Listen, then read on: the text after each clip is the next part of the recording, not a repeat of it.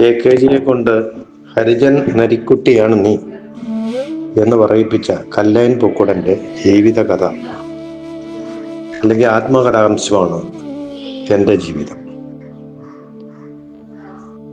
ആദ്യം ഭൂമിക്ക് വേണ്ടിയും പാവങ്ങൾക്ക് വേണ്ടിയും നിസ്വർക്ക് വേണ്ടിയും നിലകൊണ്ട് പാർട്ടിയോട് ഒപ്പം ഉറച്ചു നിന്ന അദ്ദേഹം പിൽക്കാലത്ത് പരിസ്ഥിതി കാര്യത്തിൽ സ്ഥാപിത താല്പര്യക്കാരോടൊപ്പമാണ് പാർട്ടി നിൽക്കുന്നത് എന്നുള്ള ഒരു ധാരണയോടുകൂടി പാർട്ടിയിൽ നിന്ന് അകലുകയും കണ്ടൽ കാടുകൾക്ക് വേണ്ടി നിലകൊള്ളുകയും ചെയ്തു.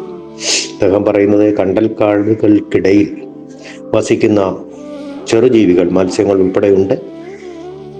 അവ കഴിക്കുന്ന ഔഷധ ഗുണമുള്ള കണ്ടൽ ഇലകൾ പ്രത്യേകമായ ഒരു പ്രത്യൗഷധ സിദ്ധി ആ ജീവികൾക്ക് നൽകുന്നുണ്ട്.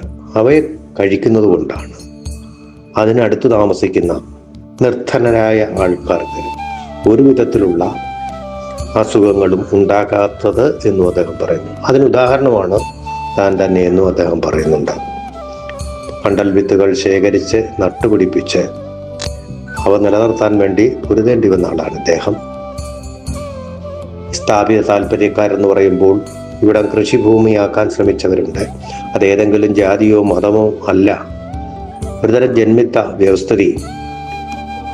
അധസ്ഥിതനായ ഇദ്ദേഹത്തെ, അധകൃതനായ ഇദ്ദേഹത്തെ അടിച്ചു പുറത്തു ചാടിക്കാനും അദ്ദേഹത്തെ അടിമയെപ്പോലെ കണക്കാക്കാനും ശ്രമിച്ചവരില്ലേ ഏതെങ്കിലും സവർണ മേധാവിത്വമല്ല, പ്രത്യേകിച്ചും ചില ന്യൂനപക്ഷ മതങ്ങളിൽ അല്ലെങ്കിൽ ഒരു ന്യൂനപക്ഷ മതത്തിൽപ്പെട്ട ആൾക്കാർ തന്നെ അവിടെ ഉണ്ടായിരുന്നു എന്ന് സ്വോദാഹരണം അദ്ദേഹം വിവരിക്കുന്നുണ്ട്. ചില ഘട്ടങ്ങളിൽ അവരോടൊപ്പം പാർട്ടി നിൽക്കുകയും ചെയ്തിട്ടുണ്ട്. അതുകൊണ്ടാണ് അദ്ദേഹത്തിന് അവരുടെ ആ താല്പര്യത്തിനൊപ്പം നിൽക്കുകയും ചെയ്തിട്ടുണ്ട് പാർട്ടി എന്നതുകൊണ്ടാണ് അദ്ദേഹത്തിന് അതിൽ നിന്ന് അകലേണ്ടി വന്നത് എന്ന് അദ്ദേഹം പറയുന്നുണ്ട്. ഏതായാലും എം.എൻ. വിജയൻ മാഷിനെ പോലുള്ള ആൾക്കാരുടെ പ്രോത്സാഹനം കൊണ്ടാണ് കണ്ടൽ കാടുകൾക്കിടയിൽ എൻ്റെ ജീവിതം എന്നുള്ള അദ്ദേഹത്തിൻ്റെ ആദ്യത്തെ ആത്മകഥ പുറത്തു വന്നത്. അതിനുശേഷമുള്ള ഒരു ആത്മകഥാംശമാണ് അദ്ദേഹത്തിൻ്റെ മകൻ തന്നെ പ്രസിദ്ധീകരിക്കുന്നത്. അദ്ദേഹം ഒരു പത്രപ്രവർത്തകനും കൂടിയാണ്. ഈ രണ്ടാം ഭാഗം പഠിച്ചിരിക്കേണ്ട ഒരു പുസ്തകം തന്നെയാണ് ഇത്.